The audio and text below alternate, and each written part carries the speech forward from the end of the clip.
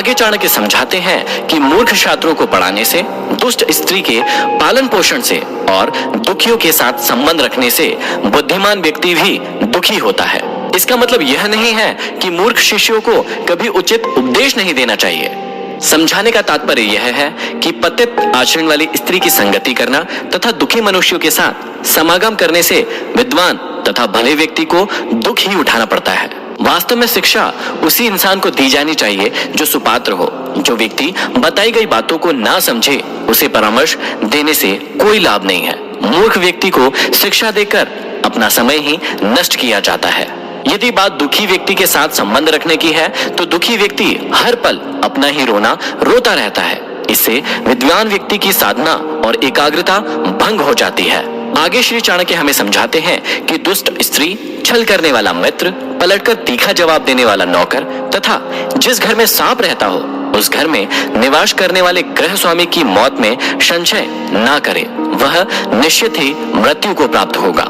घर में यदि दुष्ट और दुष्चरित्र वाली पत्नी हो तो उस पति का जीना ना जीना बराबर ही है। वह अपमान और लज्जा के बोझ से एक तो वैसे ही मृतक के समान है, ऊपर से उसे सदैव यह भय भी बना रहेगा कि यह स्त्री अपने स्वार्थ के लिए कहीं उसे विष न दे दे।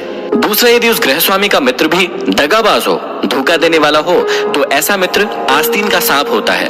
वह कभी भी अपने स्वार्थ के लिए उस गृह स्वामी को ऐसी स्थिति में डाल सकता है जिससे उबरना उसकी सामर्थ्य से बाहर की बात होती है। तीसरा, घर में यदि नौकर बदजुबान हो, बात बात में झगड़ा करने वाला हो, पलटकर तीखा जवाब देने वाला हो, तो समझ लेना चाहिए कि ऐसा नौकर निश्चित रूप से घर के भेद जानता है, और जो घर के भेद जान लेता है वह उसी तरह से घर बार का विनाश कर सकता है जैसे विभीषण ने घर में भेद करके रावण का विनाश करा दिया था।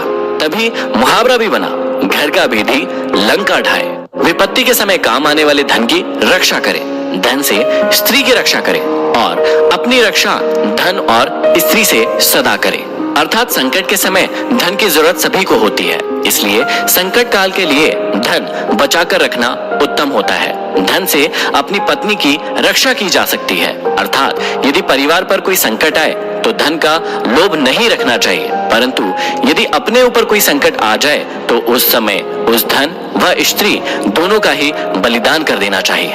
आगे श्री चाणक्य कहते हैं कि आपत्ति से बचने के लिए धन की रक्षा करें, क्योंकि पता नहीं कब आपदा आ जाए और लक्ष्मी तो चंचल है। संचय किया गया धन कभी भी नष्ट हो सकता है। श्री चाणक्य कहते हैं कि जिस देश में सम्मान नहीं, आजीविका के साधन नहीं, बंधु बांधव अर्थात परिवार नहीं और विद्या प्राप्त करने के साधन नहीं, वहां हमें कभी भी नहीं रहना चाहिए।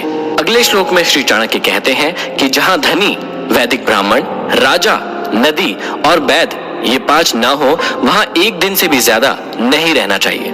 भावार्थ यह है कि जिस जगह पर इन पांचों का अभाव हो वहां मनुष्य को एक दिन भी ठहरना उत्तम नहीं होगा।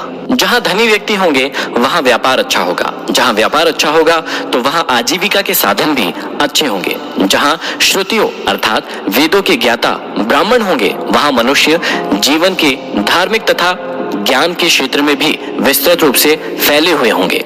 जहां स्वच्छ जल की नदियां होंगी वहां जल का अभाव नहीं रहेगा, और जहां कुशल वैद्य होंगे वहां बीमारी पास में नहीं आ सकती।